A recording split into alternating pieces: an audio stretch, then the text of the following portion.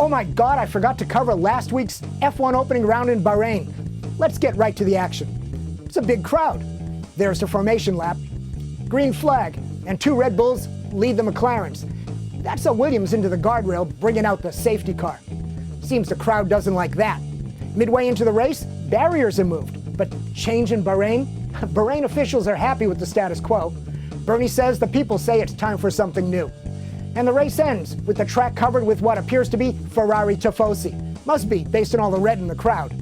And this very cute race fan tells us it's Bahrain race win number 3 for Felipe Massa, adding to his 2007 and 8 P1s. Wow, what a start to the F1 year.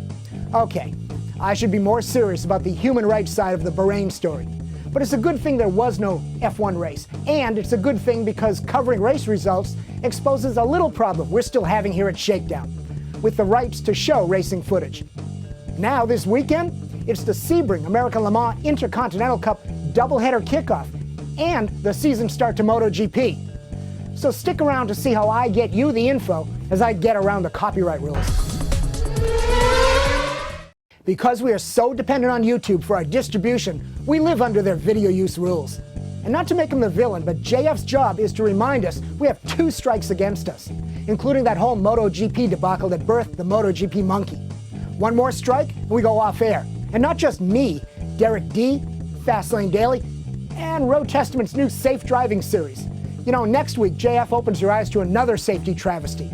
Did you know that 67% of America's youth don't know how to set the correct speed of the intermittent wiper in a light drizzle? JF, that's shocking.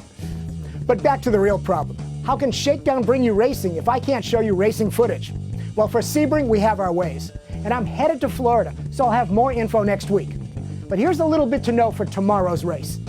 56 race cars hit the track. 18 are ILMC entries. And the way they're scattered throughout the classes, only the GT race will be representative of the ALMS season. 18 of the 24 GT cars are ALMS regulars. In LMP1, 11 cars go to green, but only 3 are ALMS, and only 2 are headed to the next ALMS race.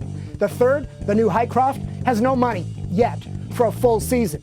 And the program is so late, the car was finished at the Sebring track. Plus, the budget is so light, this new car is really just the 4th update to a 2006 Courage design. Hey, go Honda. And see that GT car in the video? That's the also late to the dance Pano Zabruzzi. Rumored to be a no-show, now it's here to win the ugliest car award. Sebring testing started on Monday. I shot this on Monday, so you know more about practice and qualifying than I do. But remember to go to AmericanLeMans.com and ESPN3.com for full Sebring coverage. Then on Sunday, ABC does a 90-minute recap of 12 hours of racing. Okay, MotoGP. These are the guys that started the copyright problems for us. It's why there's no more MotoGP action or Grid Girl videos on Shakedown. But this MotoGP season has a lot that can't be ignored. And frankly, the monkey can't cut it for a second year. So rather than play games, we thought we'd go right to the source. Live from their season opener in Qatar, here to help us preview the 2011 MotoGP season is Valentino Rossi. Valentino, it is such an honor for you to be here and take the time for the Shakedown crowd. Really, really, really appreciate it. So tell us, Valentino, though, how is your shoulder? How's your leg? How's your hand? Oh, it's no problem, Leo. I mean, it's no problem.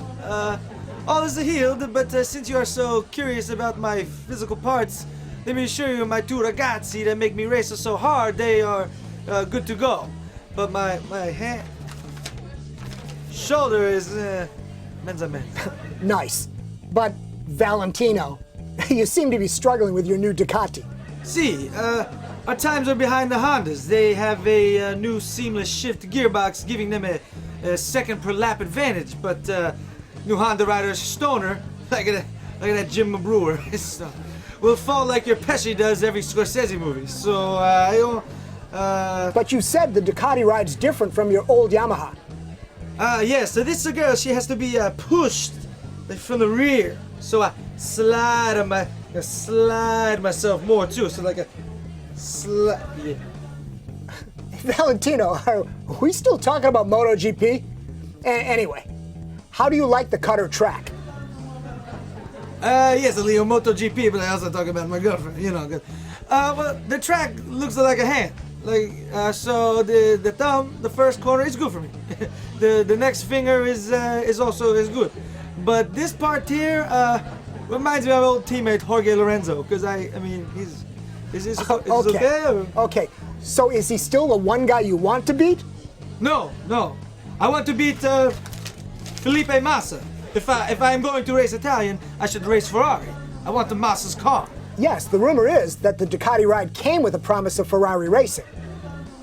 Yes, but they also promised me private time with sexy film bambolina Asia Argento, and she has not been presented to me yet either over here. Huh? Hey, Well, thank you, Valentino Shubin. Anything else you'd like to say to our Shakedown viewers? Yes, I would like to thank Ducati, Bridgestone Tires, and of course that hilarious man on your show, Derek D, who can be found at DerekDeAngels.com and on the Twitter.